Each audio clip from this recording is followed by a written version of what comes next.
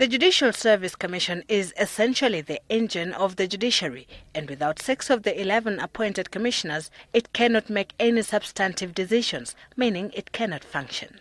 And as Dr. Reverend Samuel Kobia, one of the 6 commissioners who had been suspended, states, that was bound to happen had the High Court not stopped their suspension.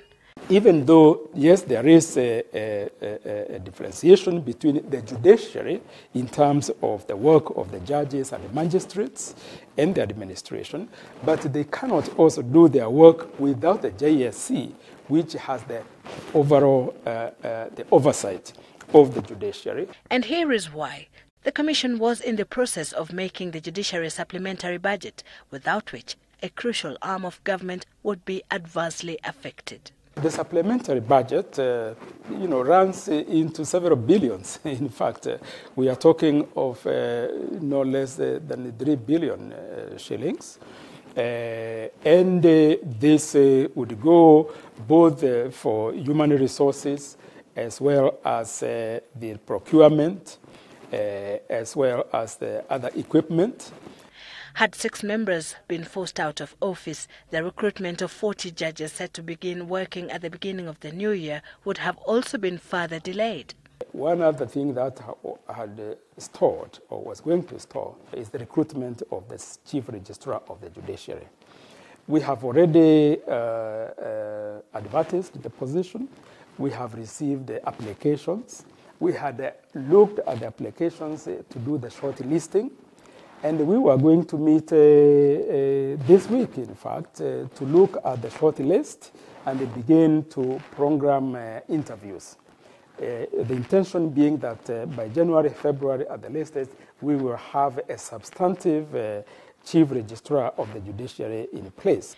Of serious concern to JSC, and particularly Reverend Kobia, is the fledgling International Crimes Division, also known as ICD. He chairs the Commission's committee tasked with establishing the division at the High Court.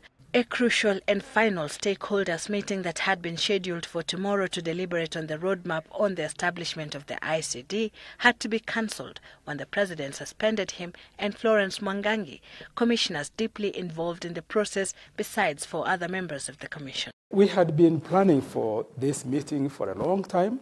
We had invited participants from all over the country, but also from outside Kenya. Now, when the 6 were suspended, then it meant that the entire committee of ICD, of which I am chair, could not function. So we cancelled that meeting, in fact.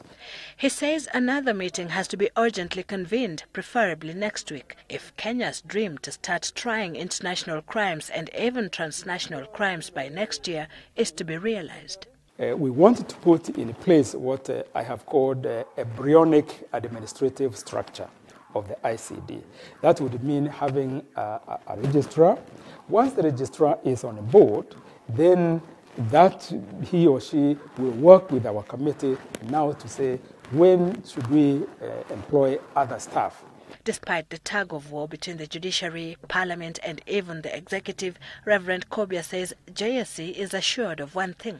There is now a reasonable political atmosphere for the establishment of the ICD. Sylvia Chebet, Citizen Live at 9, Nairobi.